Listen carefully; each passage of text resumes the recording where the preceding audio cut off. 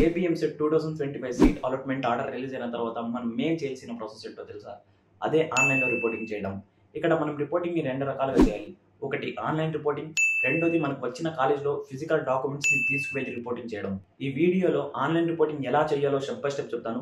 మీరు ఈ ఒక్క వీడియో కంప్లీట్గా చూస్తే చాలు, ఇంకా ఏ వీడియో మీరు చూడాల్సిన అవసరం ఉండదు. మీరు నా ఛానల్ని ఫస్ట్ టైం విజిట్ చేస్తున్నట్లయితే సబ్స్క్రైబ్ చేసి పెట్టుకోండి. ఇలా మీకు ఎంసెట్ వీడియోస్ అండ్ అలానే మీరు బీటెక్ ఫస్ట్ ఇయర్లో జాయిన్ అయినప్పుడు ఎటువంటి స్కిల్స్ నేర్చుకోవాలి ఫస్ట్ ఇయర్లో, సో ఇలాంటి వీడియోస్ అనేవి వస్తాయి.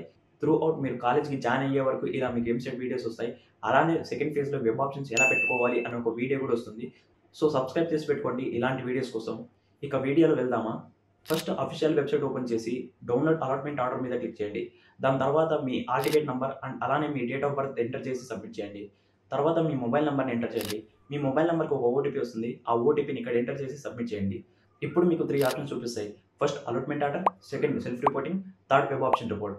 ఫస్ట్ ఆప్షన్ అలాట్మెంట్ ఆర్డర్ మీద క్లిక్ చేస్తే మీకు ఏ కాలేజ్లో సీట్ వచ్చిందో చూపిస్తుంది. అలానే దాంతోపాటు ట్యూషన్ ఫీని చూపిస్తుంది.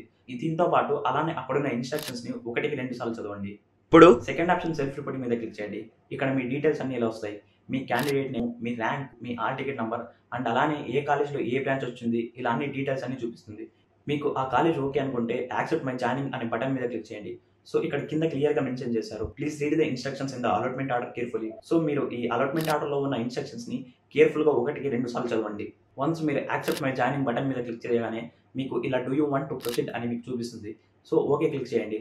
సో మీరు ఇలా ఓకే క్లిక్ చేయగానే మీ జాయినింగ్ రిపోర్ట్ని చూపిస్తుంది. సో దీన్ని మీరు ప్రింట్అవుట్ తీసుకొని పెట్టుకోండి. అలానే దీంతో పాటు అలాట్మెంట్ ఆర్డర్ని కూడా ప్రింట్అవుట్ తీసుకోండి. సో ఇదన్నమాట ప్రాసెస్ ఆన్లైన్లో మీరు సెల్ఫ్ రిపోర్టింగ్ చేయడం. అలానే మీరు కాలేజ్కి వెళ్ళేటప్పుడు డాక్యుమెంట్స్తో పాటు జాయినింగ్ రిపోర్ట్ని అలానే అలాట్మెంట్ ఆర్డర్ని ప్రింట్అవుట్ తీసుకొని వెళ్ళాలి. సో మీరు ఇలా ఆన్లైన్లో సెల్ఫ్ రిపోర్టింగ్ చేస్తేనే మీకు సీట్ అనేది కన్ఫర్మ్ అవుతుంది. సో గుర్తుపెట్టుకోండి ఇది. సో ఇప్పుడు మీరు ఆన్లైన్లో సెల్ఫ్ రిపోర్టింగ్ చేశారు కదా, ఇప్పుడు మీకు ఏ కాలేజ్లో అయితే సీట్ వచ్చిందో ఆ కాలేజ్కి వెళ్ళి డాక్యుమెంట్స్ అన్ని తీసుకువెళ్ళి మరి ఇంకోసారి సెల్ఫ్ రిపోర్టింగ్ అని చేయాలి. ఇప్పుడు మనం కాలేజ్లో ఏ డాక్యుమెంట్స్ని తీసుకువెళ్ళి మనం రిపోర్ట్ చేయాలో చూద్దాం. ఫస్ట్ వన్ వచ్చేసి ఇప్పుడు మీరు డౌన్లోడ్ చేసుకున్న allotment order, and second one వచ్చేసి జాయినింగ్ రిపోర్ట్, థర్డ్ వన్ వచ్చేసి హాల్ టికెట్, మీరు కాలేజ్కి వెళ్ళి ఎగ్జామ్ రాయడానికి తీసుకెళ్ళాలి కదా ఆ hall ticket, and fourth one వచ్చేసి ర్యాంక్ కార్డ్, ఫిఫ్త్ వన్ వచ్చేసి 10th class marks memo, and sixth one వచ్చేసి మీ intermediate marks memo, and 7th one వచ్చేసి 6th క్లాస్ నుంచి 10th క్లాస్ దాకా స్టడీ సర్టిఫికేట్స్ అండ్ అలానే దీంతో పాటు intermediate study certificate, 8th one వచ్చేసి ఇంటర్ టీసీ, 9th వన్ వచ్చేసి ఇన్కమ్ సర్టిఫికేట్, 10th వన్ వచ్చేసి రేషన్ కార్డ్. ఈ ఇన్కమ్ సర్టిఫికేట్, రేషన్ కార్డ్ అనేది చాలా ఇంపార్టెంట్ మనకు ఫీజు రియంబర్స్మెంట్కి. 11th వన్ వచ్చేసి క్యాస్ట్ సర్టిఫికేట్. అలానే 12th వన్ వచ్చేసి మీ పాస్పోర్ట్ సైజ్ ఫొటోస్ ఒక 4 కానీ 5 కానీ. అలానే 13th వన్ వచ్చేసి మీ ఆధార్ కార్డ్. అలానే 14th వన్ వచ్చేసి EWS certificate for OC students. So ఇవన్నమాట డాక్యుమెంట్స్. అదర్ స్టేట్ స్టూడెంట్స్ అయితే వీటితో పాటు residence certificate and local status certificate కూడా తీసుకెళ్ళండి. అండ్ స్పెషల్ కేటగిరీ స్టూడెంట్స్ వచ్చేసి మీ స్పెషల్ కేటగిరీ సర్టిఫికేట్ని తీసుకెళ్ళండి. సో ఇదన్నమాట ఈ డాక్యుమెంట్స్ అన్నింటినీ మీరు కాలేజ్కి తీసుకెళ్ళాలి రిపోర్టింగ్ చేయడానికి. సో ఈ డాక్యుమెంట్స్ అన్నింటినీ 2 or 3 సెట్స్ మీరు జిరాక్స్ తీసుకెళ్ళండి. అలానే దీంతో పాటు మీ ఒరిజినల్ సర్టిఫికేట్స్ కూడా తీసుకెళ్ళండి, ఎందుకంటే వెరిఫికేషన్ కోసం. ఒకవేళ మీ ఒరిజినల్ సర్టిఫికేట్స్ అడిగితే వాటిని సబ్మిట్ చేయకండి. మీరు చెప్పండి మేము సెకండ్ ఫేజ్లో కూడా ఇంకా పార్టిసిపేట్ చేయాలనుకుంటున్నామని. మీ ఒరిజినల్ సర్టిఫికేట్స్ని సబ్మిట్ చేయకండి. మీరు ఏమైనా ఇంకా సెకండ్ ఫేజ్లో మీరు వెబ్ ఆప్షన్స్ పెట్టుకోవాలనుకుంటే సో వాళ్ళు చెప్తారు ఒరిజినల్ సర్టిఫికేట్స్ ఇవ్వండి అని. సో మీరు చెప్పండి మేము సెకండ్ ఫేజ్లో కూడా పార్టిసిపేట్ చేయాలనుకుంటున్నామని. అంతేకాని ఒరిజినల్ సర్టిఫికేట్స్ని సబ్మిట్ చేయకండి. మీరు మీ ఒరిజినల్ సర్టిఫికేట్స్ ఎప్పుడు సబ్మిట్ చేస్తారు? మీరు ఇంకా అదే కాలేజ్ ఇంకా నేను సెకండ్ ఫేజ్లో పార్టిసిపేట్ చేయను అన్నప్పుడు మీరు మీ ఒరిజినల్ సర్టిఫికేట్స్ సబ్మిట్ చేయొచ్చు. మీరు మీ డాక్యుమెంట్స్ అన్నిటిని తీసుకువెళ్ళి ఈ జూలై 26 లోపలే మీరు సెల్ఫ్ రిపోర్టింగ్ చేయాలి. ఎందుకంటే జూలై 26 లాస్ట్ డేట్ మీరు సెల్ఫ్ రిపోర్ట్ చేయడానికి కాలేజ్లో. సో జూలై 26 కల్లా మీరు కాలేజ్కి వెళ్ళి రిపోర్టింగ్ చేయండి. జూలై 26 అనేది లాస్ట్ డేట్.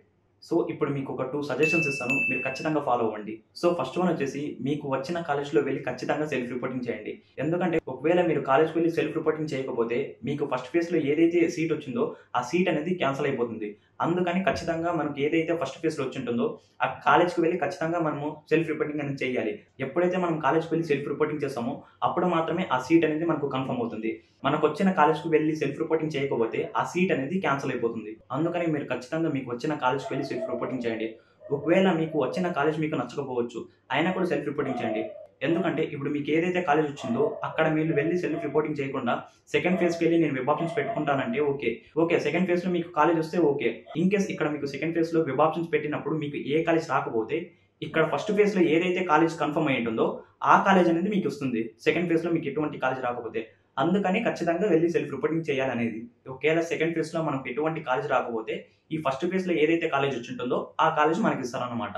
ఒకవేళ ఇక్కడ మనం ఫస్ట్ ఫేజ్‌లో మనం కాలేజ్‌కి వెళ్లి మనం సెల్ఫ్ రిపోర్ట్ చేయలేదు. సో మనకు సీట్ అనేది క్యాన్సిల్ అయిపోతుంది. సెకండ్ ఫేజ్‌లో ఇప్పుడు మనకు వెబ్ ఆప్షన్స్ పెట్టుకున్నాము. ఏ సీట్ రాలేదు. సో ఇప్పుడు మనకి ఏ సీట్ అనేది లేదన్నమాట. అందుకని ఇక్కడ మీకు సెకండ్ ఫేజ్‌లో ఏ కాలేజ్ రాకపోతే వెబ్ ఆప్షన్స్ పెట్టినప్పుడు ఫస్ట్ ఫేజ్‌లో ఏదైతే కాలేజ్ వచ్చుంటుందో ఆ కాలేజ్ అనేది మనకి ఇస్తారన్నమాట. Now the second suggestion is talk to your seniors. మీకు ఏ కాలేజ్‌లో అయితే సీట్ వచ్చిందో ఆ కాలేజ్ స్టూడెంట్స్‌తో మాట్లాడండి. ఆ కాలేజ్ గురించి తెలుసుకోండి. కాలేజ్ ప్లేస్‌మెంట్స్ గురించి తెలుసుకోండి. కాలేజ్ ఫ్యాకల్టీ ఎలా చెప్తారని గురించి తెలుసుకోండి. మీకు వచ్చిన బ్రాంచ్ గురించి తెలుసుకోండి. వెళ్ళండి మీ క్లాసెస్ ఒకసారి చూసి రండి. సో ఇలా ఎక్స్‌ప్లోర్ చేయాలి. మీరు సెల్ఫ్ రిపోర్టింగ్ అంతా అయిపోయిన తర్వాత ఆ కాలేజ్ గురించి మొత్తం తెలుసుకోవాలి మీ సీనియర్స్‌ని అడిగి. ఎందుకు కాలేజ్ గురించి తెలుసుకోని చెప్తున్నానంటే ఎందుకంటే 4 ఇయర్స్ మీరు అక్కడ 4 ఇయర్స్ చదవాలి. అందుకోసమని మీరు మీ కాలేజ్ గురించి ఎక్స్‌ప్లోర్ చేయండి. సో ఇదన్నమాట మన వీడియో. మీకు ఎలా అనిపించిందో చెప్పండి. సో సబ్స్క్రైబ్ చేసి పెట్టుకోండి.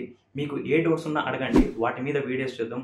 సో మీరు ఈ వీడియోని పూర్తిగా చూసినట్లయితే థాంక్ యూ బ్రో అని కామెంట్ చేయండి. So this is all about for this video. Thank you for watching this video. By.